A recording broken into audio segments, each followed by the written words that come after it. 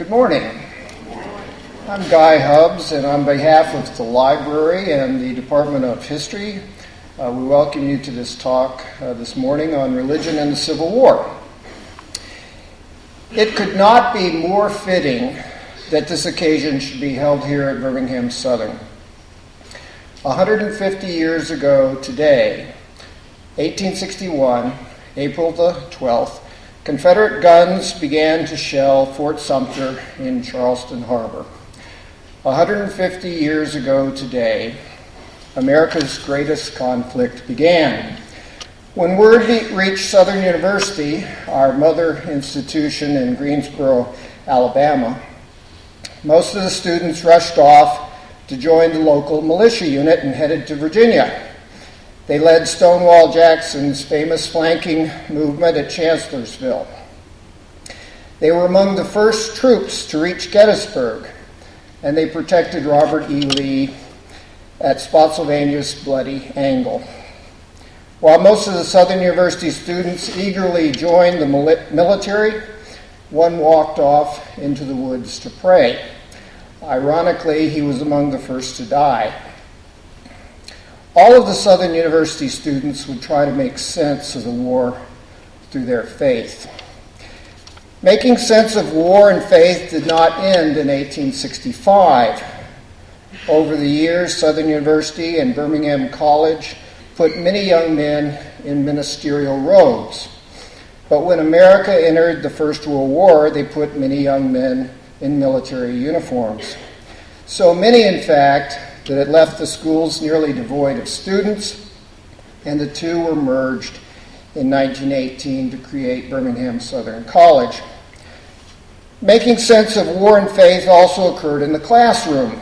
Birmingham Southern was the only academic appointment for Benjamin Thomas, the foremost Abraham Lincoln scholar of the mid-20th century. And our own interim president, Mark Shantz's recently published book, the highly acclaimed Awaiting the Heavenly Country, the Civil War, and America's Culture of Death, looks at how religious faith allowed the country to cope with the deaths of 600,000 Americans. 2% of the population, or 6 million people in today's terms. On this 150th anniversary of the conflict's opening shots, Professor George Rable is here at Birmingham Southern to look at faith and war once again. George Rable comes to us as a Summersell Professor of Southern History at the University of Alabama. Professor Rable's 5 books have garnered him both the Abraham Lincoln Prize and the Jefferson Davis Award. A recent reviewer called him far and away one of America's greatest Civil War scholars, living or dead. Indeed, just a few weeks ago, he won his 3rd Jefferson Davis Award, this time for his just published God's Almost Chosen Peoples, A Religious History of the American Civil War. I'm certain that more prizes will follow. George Rable may come to us today from the University of Alabama, but he has deep roots in liberal arts education. He is a graduate of Bluffton College, a Mennonite school in Ohio, and he taught for 19 years at Anderson College in Indiana. He is also part of the BSc tradition that includes Benjamin Thomas and Mark Shantz. For a decade, George Rable has been driving up here to meet with classes, asking in return only for a good dinner and a good conversation, which is all he asks for today. Even before he speaks, I think we should show our appreciation. Wait a minute.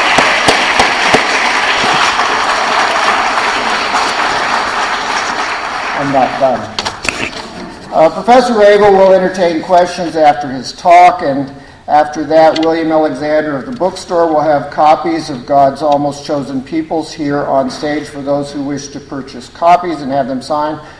So, George, was the Civil War a holy war?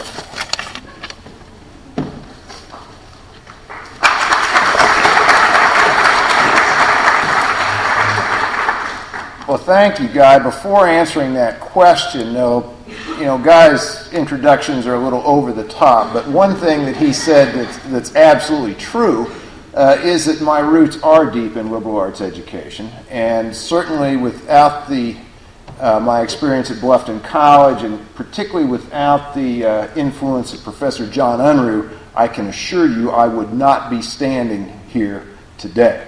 There's no question about that. I think liberal arts colleges are the great jewels of the country in many ways, and you're very privileged to be here. Now, Guy poses this question about whether the Civil War was a holy war, and I reckon I better say yes, or this could be a very, very short talk. No wouldn't quite do.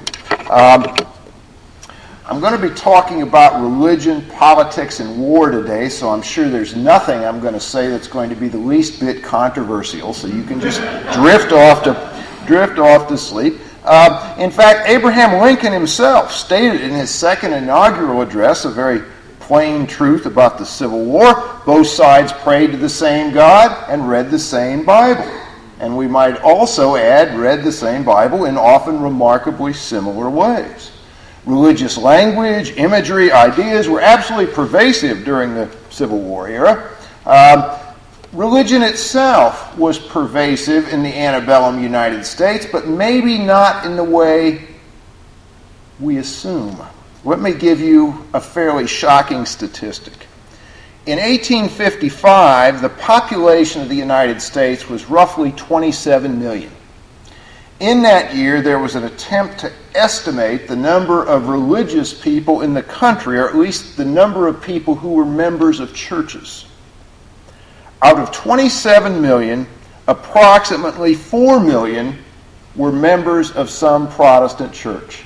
And you could throw in maybe a couple million more Catholics, and that would round out the religious landscape. I would assume to most of you that number seems low. It seems low to me. But there's an explanation. It's misleading. Church membership in the 19th century was far different from church membership today. And let me offer an illustration. When my wife and I joined Forest Lake United Methodist Church in Tuscaloosa, we were asked to answer a couple simple questions, and then they handed us the offering envelopes. The bar in the 19th century was set considerably higher. To be a member of a church, a number of evangelical Protestant churches, you might have to give a testimony in front of the congregation. You might have to be voted into membership by the congregation. You might be willing to have your behavior much more carefully scrutinized than we would care to have our behavior scrutinized today. So these numbers seem low, but they're also misleading because a lot of people who were not formally members of churches were religious in one sense or another and were attending churches. Today we assume most people in attendance are members. You could not make that assumption in the 19th century. However the numbers work out, there's absolutely no doubt that Americans at the time expressed a powerful sense that divine providence shaped their lives and shaped human history. Indeed, the ordinary events of life were often interpreted in providential terms. The story of the nation was interpreted in providential terms. The story of America was part of a larger unfolding human history, an unfolding of providential design, and we mere mortals, we human beings, we could at times catch a glimpse of this larger meaning, but human history, both in its long sweep and also in its messy details, ultimately remained in God's hands. And if you take nothing else away from this talk, take that, because that is the central religious framework of the Civil War era. This kind of what we might call today God talk was commonplace. It was part of the language of public life. It was part of the language of everyday life. So it's hardly surprising that Americans would use their religious beliefs, and especially their ideas about providence, to interpret and understand both the sectional conflict of the 1850s and the Civil War itself. However, today, much of this experience is forgotten. Let me give you an extreme, but I think revealing set of examples. In the aftermath of 9/11, statements were made by Jerry Falwell, Pat Robertson, and, as we later found out, Jeremiah Wright, attributing 9/11 to sins committed by Americans. In other words, God was punishing us for our sins through 9/11. Now, there was public outrage at such statements. There was shock. There was a lot of coverage by newspapers, media of other kinds. What was missing from that coverage was any understanding that what Falwell and Robertson were doing, and Wright, they were speaking out of a long and deeply rooted religious tradition, interpreting public events, especially public calamities, in terms of divine punishment for sin. And that is precisely what the Civil War generation did. Yet Civil War historians have generally failed to incorporate religion into the larger narrative of the war. It's simply been literally missing in action. Yet, to answer Guy's question, whether to his satisfaction or not, who knows, the Civil War was the holiest war in American history, and I hope to be able to at least suggest how that might be true. As I said before, the sectional crisis and the secession crisis itself in the winter of 1860-61 was certainly seen as providential. The nation was being punished for our individual and collective sins. And as far as the Civil War itself goes, and the reason we are here on this particular day, this providential history begins at a small, just completed fort in Charleston Harbor, Fort Sumter. Fort Sumter had come to symbolize, by April of 1861, had come to symbolize federal authority in South Carolina. South Carolina, of course, had already seceded in December of 1860. And it seemed to be a terrible affront to Confederate claims to being a sovereign nation. How can you be a sovereign nation if you allow a foreign military power to occupy a fort on your territory? To the militarily untutored mind of young Emma Holmes, who kept a wonderful diary in Charleston, Sumter looked almost impregnable, but she took heart in having truth, justice, and religion on our side.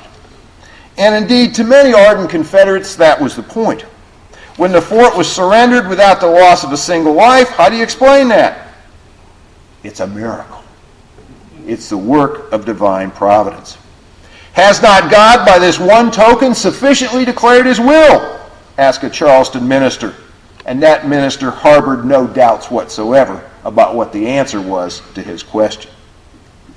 Now, of course, on the other side of the ledger, the Federals would have to wait longer for a similar sign of divine favor. They would have to wait, I think in their views, a good long time.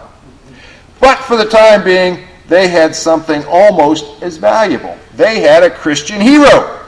The commander at Fort Sumter had been Major Robert Anderson, a slave-holding Kentuckian, also an ardent Unionist, but also very pious. As early as January 1861, stories about Anderson kneeling in prayer as the American flag was being raised over Sumter had appeared in the religious press and widely circulated. Anderson himself would later tell Sunday school children how he'd asked the Lord to bless his men each morning. In his view, God had watched over them at Sumter, and they had been heartened by the prayers of Christian friends at home. Indeed, stories of the Major's faith soon established him as a model Christian soldier, defeated in this case, but unbowed, and seemingly bound for ultimate victory in this world and the world to come. Of course, with the war beginning with the firing on Fort Sumter, talk of peaceable secession, which had actually been commonplace in both the North and the South during the winter, that talk vanished. In Northampton, Massachusetts, to just cite one example, Just a few short days before the firing on Fort Sumter, a congregational minister by the name of Zachary Eddy had preached about the need for peace and reconciliation. Guess what he did after Fort Sumter? He said even for Christians there were times when war could be avoided. His peace message was forgotten, and his first sermon delivered after Sumter breathed absolute fire. And that was quite typical. The Prince of Peace, claimed one Iowa Presbyterian, did not preach peace at any price, and had taught his followers to resist evil, you'll recall, with a sword if necessary. Better war than anarchy was the cry going up across the North and in the churches in the aftermath of Sumter. And many churches and denominations immediately sent resolutions of support to President Abraham Lincoln. The New York Times noted with great approval how the city's ministers had with one voice rallied to the side of the government in a just and holy war. It's almost hard to imagine that the New York Times could talk about a just and holy war today, but that's what they were saying in 1861. The shift in Southern sentiments were just as dramatic. After Lincoln's call for 75,000 militia, denunciations of coercion, critical word here, rang from Southern pulpits. The Tennessee Episcopal bishop, a fellow by the name of James Hervey Oddie, who had strongly opposed secession, and of course there are many Southerners that opposed secession, now, however, claimed to have no sympathy with the U.S., no respect for its rulers, and very little regard for the Northern people. He said Southerners must repel force by force, and they must make every sacrifice rather than submit to an administration that tramples down every barrier raised by our forefathers for the protection of personal, social, and public rights. And this from a guy who'd actually opposed secession, completely changing his tune. Secular editors often now spoke in religious language as well. The Southern people could invoke the aid of the God of battles, one North Carolina newspaper declared, with a firm faith that he will prosper the right. And of course that would be affirmed by both sides. God will uphold the right. And guess who is right? Well, we are right. I'll leave we as an indefinite pronoun for the time being. Even for those who still deplored the necessity of war, talking about Southerners now, the prospect of Southern independence seemed glorious. Loyalty to the nation, loyalty to God became one and the same. Patriots need only pray for victory. In fact, virtually all religious groups embraced a providential interpretation of current events. Even those religious bodies that opposed war embraced a providential interpretation of this war. Less than a month after the firing on Fort Sumter, one leading Quaker weekly observed that national sins, unless repented of, are always punished by national calamities. We have sinned, war has come, we're being punished. War was divine judgment on the entire nation. Large numbers of people, whether Confederate, whether Union, whether neutral, would have embraced that view of the world. However, that begs some questions. If the war reflects the will of God, which surely people of the Civil War generation, at least many of them, believed, how do you figure out what that will is? What is the divine purpose, and how can we mere human beings discern what that purpose is? Well, you start out with something I've already mentioned. What's the purpose of war? The purpose of war is to punish us for our sins. Now, the one thing we can certainly be sure of today, everybody in this room, I think probably without exception, except maybe Dr. Hubbs, we are all experts on the subject of sin.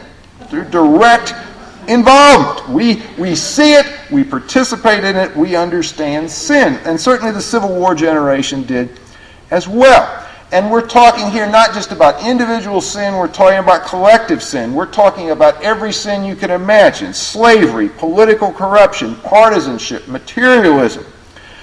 But we're also talking about things like Sabbath breaking, profanity, drunkenness, gambling. Tuscaloosa now has Sunday liquor sales. Who knows what will follow from that? I don't think anyone has ever consumed liquor in the Sabbath at Tuscaloosa before, but in any event,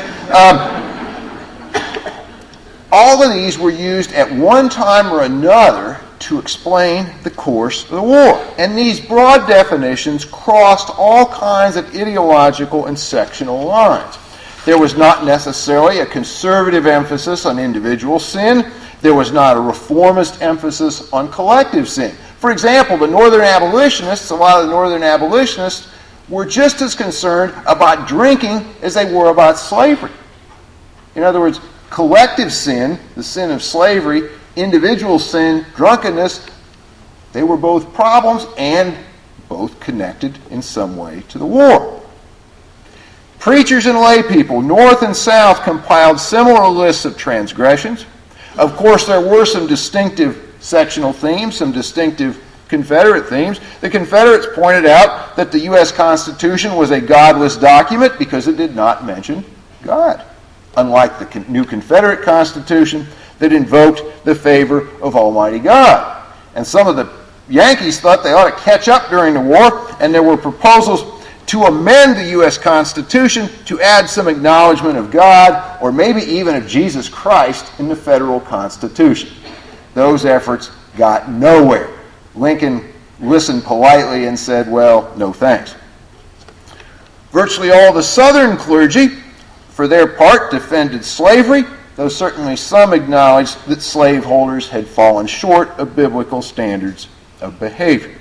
And, of course, the Northern clergy emphasized the sin of the Southern rebellion with suitable biblical citations.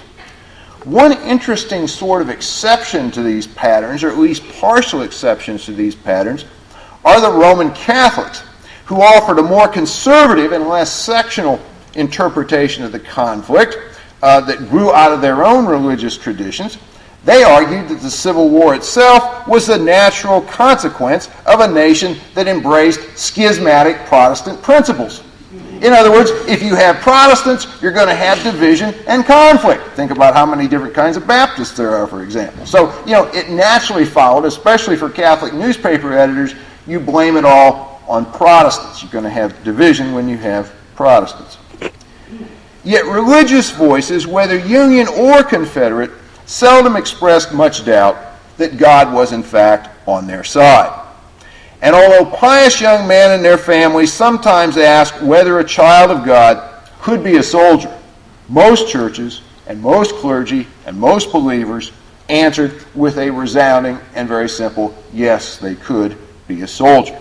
Now, Birmingham Southern is rooted in the Methodist Church. I'm a Methodist, so I figure it's fair game to quote Methodists. That way I won't be accused of picking on Baptists or Presbyterians or other, people with odd beliefs. Okay, so I'm going to pick on the Methodists a little bit, and I'm going to show no sectional favor whatsoever. Got Northerners and Southerners here. The opening prayer of a New York Methodist conference came right to the point. We ask thee to bring these men, the rebels, to destruction and to wipe them from the face of the country. Hang on. Writing to his brother, a Southern Methodist minister matched such blood-curdling rhetoric. It is a righteous war, he said. I feel a deep Christian and inextinguishable hatred toward the demons of the North, who would desolate my country and destroy its liberty. It is doing God's service to kill the diabolical wretches on the battlefield. Sectional loyalties absolutely predominated in the church's reaction to the war. Two more examples. A Southern Methodist deemed the Confederate States of America as the last hope of freedom and the last home of the pure gospel. And they would have said amen at that point, okay? Now, civil religion in the North was just as fervent. We will take our glorious flag, declared a Methodist bishop, Matthew Simpson. We will nail that flag just below the cross. I suspect actually Bishop Simpson might nail it above the cross, but we won't go into that. Now, for sure, there were peace churches, Quakers, Mennonites, etc., who tried to maintain their witness against war, though they did so rather circumspectly. Quakers in particular ran into some problems with the draft in the North and even more in the Confederacy. A large number of Quaker young people ignored the teachings of their church and volunteered, which caused some additional difficulties. So there you have the general religious framework. Now, what I want to do in the time remaining is look at two things. One, how religion is used to explain the course of the war itself, and we're going to use one battle as an example, a battle fought in 1861, whose 150th anniversary we'll have this summer, and then end with a kind of meditation on all of this from Abraham Lincoln. Now, notions of providence, the idea of war as punishment, apocalyptic warnings of divine judgment, if you will, all of these become very powerful and flexible ideas for interpreting and understanding the course of the Civil War.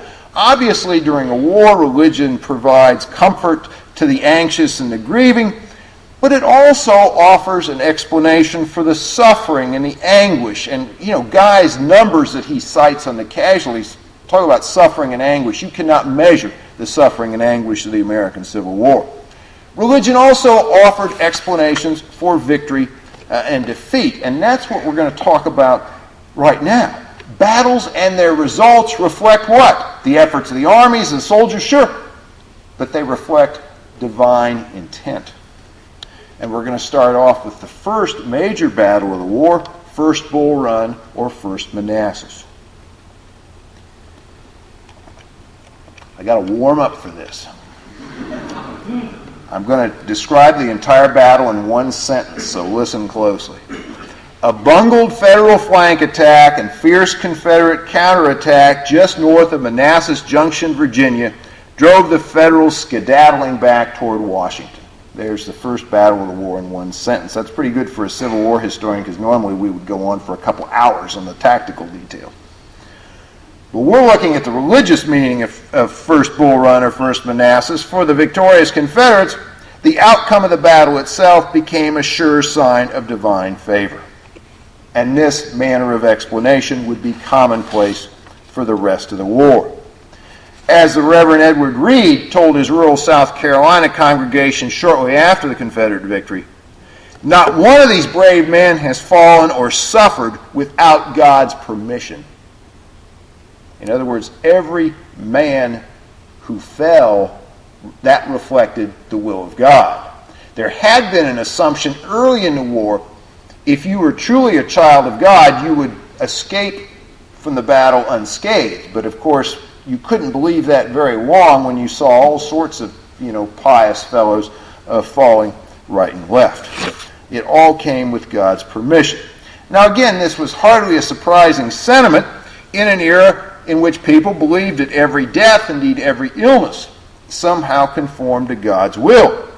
Some people believed that the Lord had chosen the field of combat, supplied courage to the soldiers, and even controlled the timing of troop movements and tactical maneuvers. If you think I'm exaggerating, I'm not. You can find citations in the religious press after battles explaining how the Lord had specifically, controlled this flanking attack or that, maneuver somewhere else. By the same token, from the Confederate point of view, the Lord had confounded the mighty Yankee army just as he had scattered the Assyrians and Midianites of the Philistines in Old Testament times. And of course, it's always convenient to turn to the Old Testament in times of war. In one reference, it surely must have resonated with almost everybody, from Sunday school children to, old people like me. An Alabama minister explained at some length, and you can fill in this blank, I think, how the southern David had slain the northern Goliath. The first great battle of the war had seemingly vindicated the Confederate cause. It sent commentators leafing through their Bibles in search for references of the southern nation in prophecy. And some wrote about this at enormous length. There were accounts of people praying back home for the men in a company who had miraculously emerged from the battle unscathed. You have the first accounts of Bibles stopping bullets. And they always tell you the exact verse where the point of the projectile stopped. And that always has great significance. Now, obviously, pious Northerners have to take a much different tack after First Bull Run. The judgments of God are upon us, declared one Presbyterian editor, and it surely seemed they must have been. I'll cite another Methodist here. The nation's leading Methodist newspaper, the Christian Advocate and Journal in New York, agreed that defeat had doubtless been ordered by Providence as part of a severe but wholesome discipline, which in the end will cure some desperate evil that has existed among us. The Lord had shaped the nation's history and would continue to do so. And so, as after every major battlefield loss, the defeated side tried to figure out what sins had stirred up divine wrath. Of course, Bull Run had been fought on Sunday. The Federals had attacked on Sunday. See, the Confederates could get off by this because it was okay to fight a defensive action on Sunday. Stonewall Jackson would later point out how that was perfectly legitimate. But the Federals had attacked on Sunday, so that must have surely displeased the Lord. Others blamed the defeat on swearing, alcohol, slavery, you name it. Yet Horace Bushnell, a prominent congregational minister and theologian, delivered one of the most remarkable sermons of the entire war. He entitled his sermon, "Reverses Needed." Bushnell worried that the defeat at Bull Run was a warning to a nation that, in his view, had created a government without moral or religious ideas. Remember, there's no reference to God in the U.S. Constitution. He termed Thomas Jefferson's Declaration of Independence godless theorizing, criticizing Thomas Jefferson himself. He said, "No wonder the American Union must face reverses and losses." He said, "Without the shedding of blood, there is no such grace prepared." In other words, blood is going to have to be shed to atone for our sins. And of course, as we approach Easter and the mystery of the atonement, this makes perfect sense to the people of that day. Now, Bushnell did not doubt for a minute that the North was fighting for just principles. He didn't doubt for a minute that God was on the side of the Union. But he also believed that many more sacrifices would be needed to atone for national transgressions. And many others had even fewer doubts on this score. African American clergy warned that the nation had not yet faced up to the sins of slavery. In fact, some black preachers debated whether Lincoln's call for a day of fasting, humiliation, and prayer, which he made right after the defeat at Bull Run, should even be observed, so long as the nation tolerated the sin of slavery. Henry McNeil Turner, who would later serve as one of the first African American Army chaplains, described the dead at Bull Run as the bloody victims of slavery's hellish caprice. In other words, they were sacrificed for the sin of slavery. Many abolitionists of both races now argued that God would allow the bloodshed to continue until African slavery was banished from the nation. And of course, as we know and are all too painfully aware, the war would continue long after this first and not so bloody battle compared to what would follow. The casualties, the suffering in the home front would seemingly challenge a providential view of the war's course. Yet many believers argued, since we could only achieve an imperfect understanding of God's will, and biblical history did it not prove that the Lord had often used heathenish nations to punish his stiff-necked chosen people, whether you consider those stiff-necked chosen people to be Yankees or Confederates. Even in 1864, after 3 bloody years of war, Federals and Confederates alike had not abandoned their belief in civil religion. They still believed that God was on their side, however inscrutable divine providence might be. Of course, in 1864, you have absolutely horrific bloodletting at places such as Wilderness, Spotsylvania Courthouse, Cold Harbor, and Petersburg. You would think this would lead war-weary soldiers and civilians to speak of pointless sacrifices. And some did. It might seem logical enough for the clergy to argue that the war had spun out of human control. Yet each victory rekindled hope of divine favor, and defeats could still be explained in terms of divine chastisement, the kind of spiritual discipline for those whom God loved. To what extent did soldiers themselves interpret the war's course in providential terms?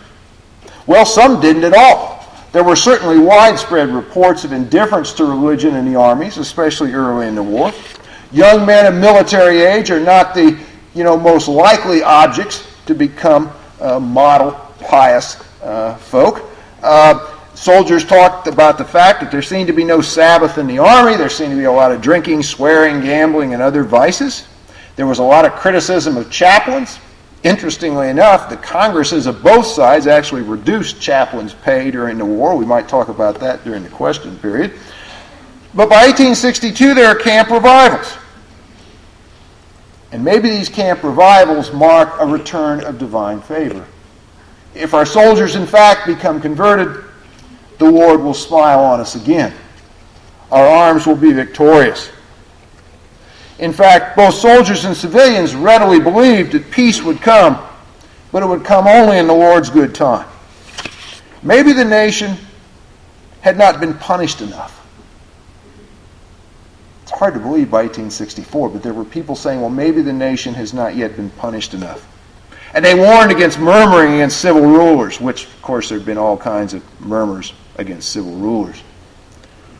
In these last desperate stages, some Confederates simply said, well, maybe defeat with God is not so bad after all. God is still on our side, but he has willed our defeat for reasons that we can't figure out. For the Federals, as war neared its end, it seemed that the Lord had finally smiled in their cause. In fact, the day after the news of Richmond's capture by Federal troops arrived in Washington, D.C., the U.S. Capitol was brightly illuminated.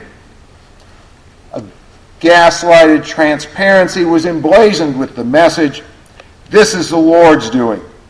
It is marvelous in our eyes," which is, of course, a quote from Scripture. That's a hard thing to say by the spring of 1865. But that brings us to the conclusion and to the war's ultimate meditation on the divine will and purpose, Lincoln's second inaugural. Throughout his political career, Abraham Lincoln had refused to render harsh judgments against Southerners. Throughout the war, he had refused to automatically equate the Union cause with God's larger purposes. In short, Lincoln was out of step with many of his fellow citizens. Even as the Confederate armies appeared to be collapsing in the spring of 1865, Abraham Lincoln absolutely refused to yield to the temptation of triumphalism.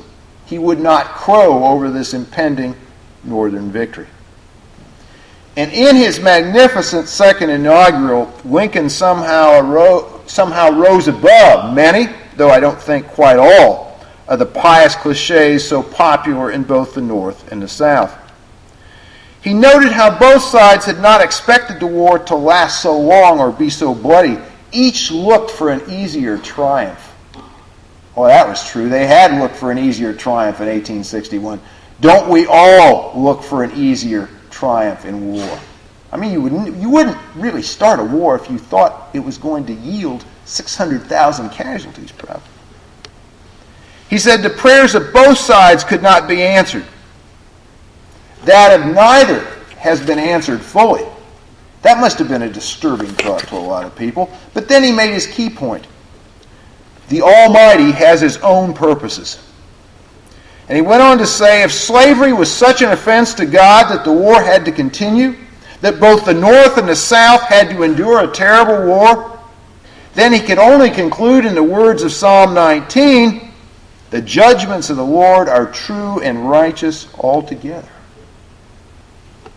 Now, again, that's a very hard affirmation to make in the spring of 1865, because by that time, more than 600,000 people had died in this war. Could their friends and families simply say at that point, "The Lord's will be done"?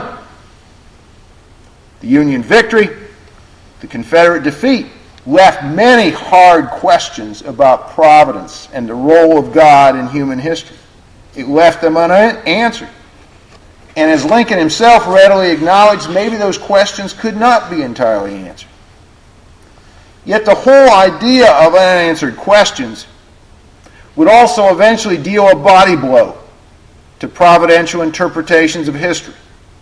And never again, at least I think, would an American war be interpreted in such openly religious terms. Now, I'm not saying that no future wars would ever be interpreted in religious terms, but I don't think any war has been interpreted in religious terms to the extent that the American Civil War has been interpreted in religious terms.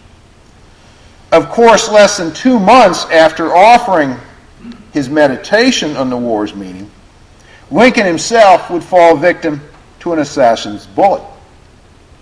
Was Lincoln's assassination a providential event? Many people at the time thought so, but that's a subject for another occasion. Thank you very much. Appreciate it.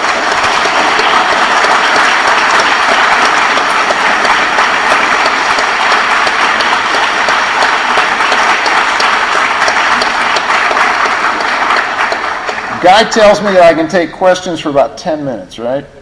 Okay, at most. So, and if you have to leave, go walk out in a huff, whatever, doesn't matter. But I'll be happy to take any questions. Yes, sir.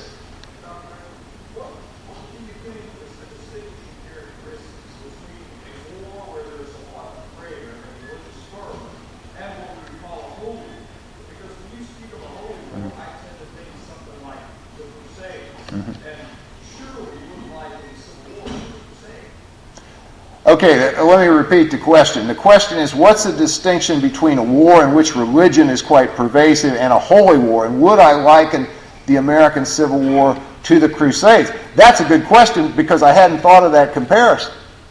And I'm probably going to have to think about that a little bit before I can actually come up with a good answer. I don't think I would equate it to the Crusades.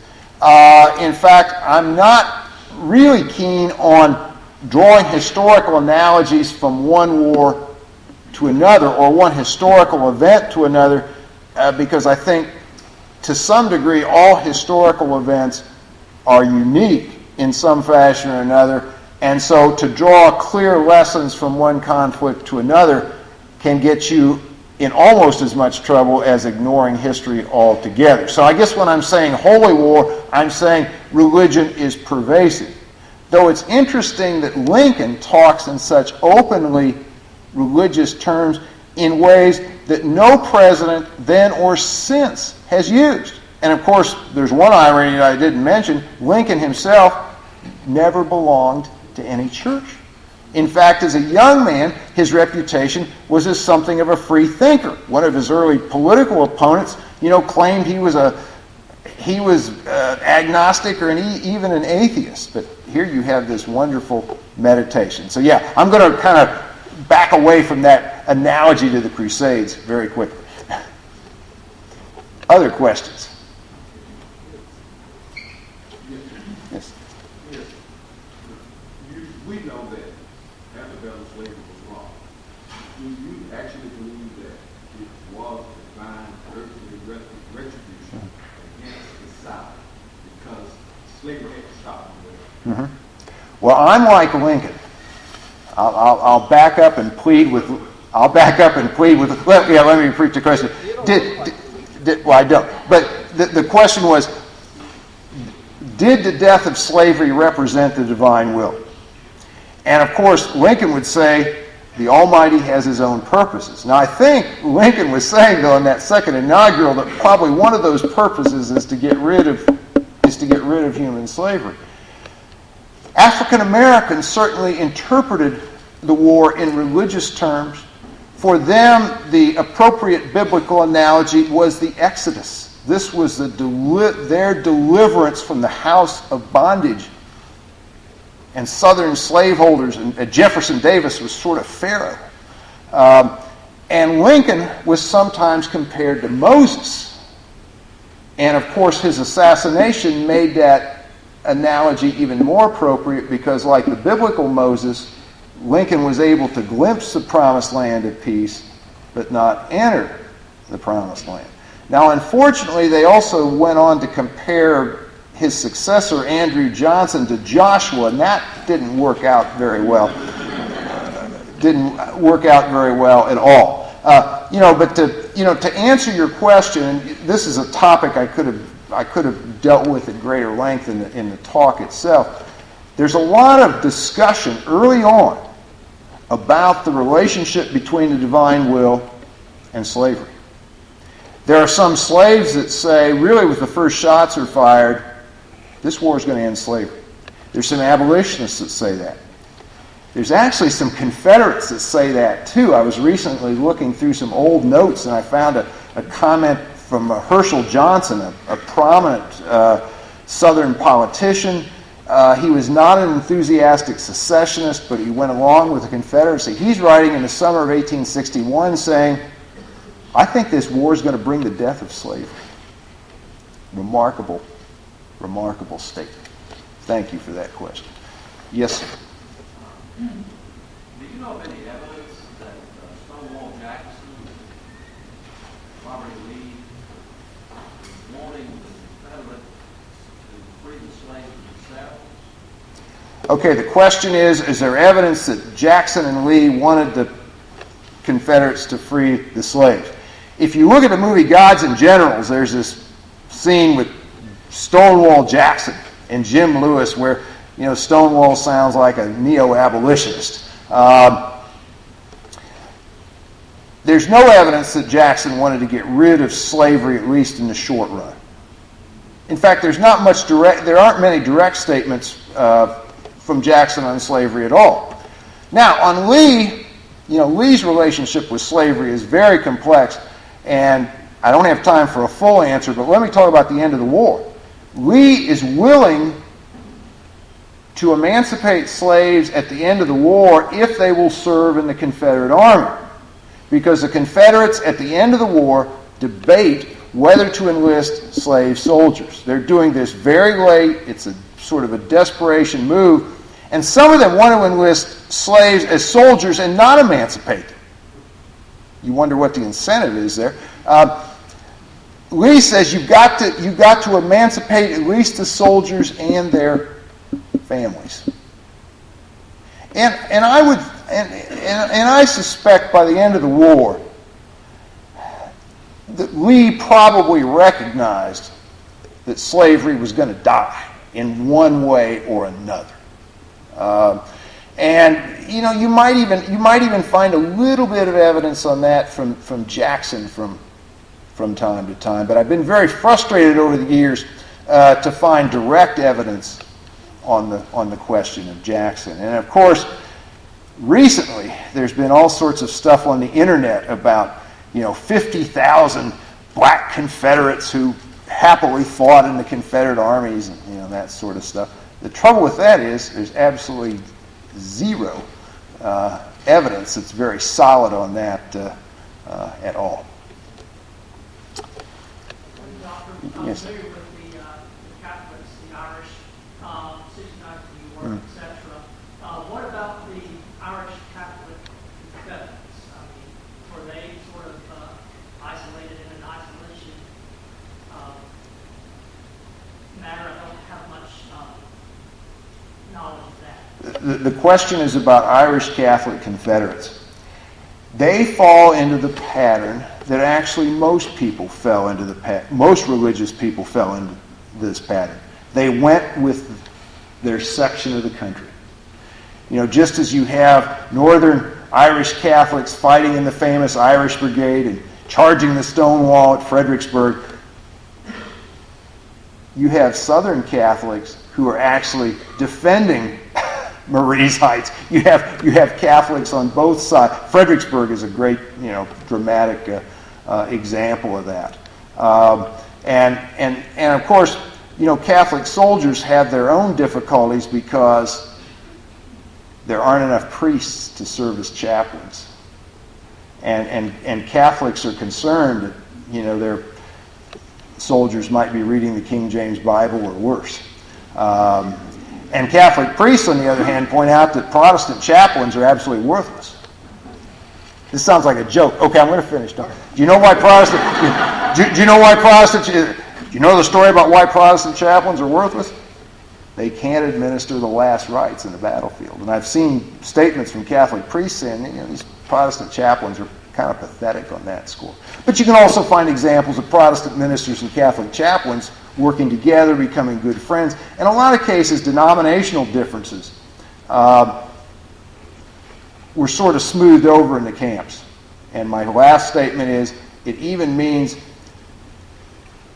that Baptists didn't necessarily have to be immersed if a Methodist chaplain was baptized.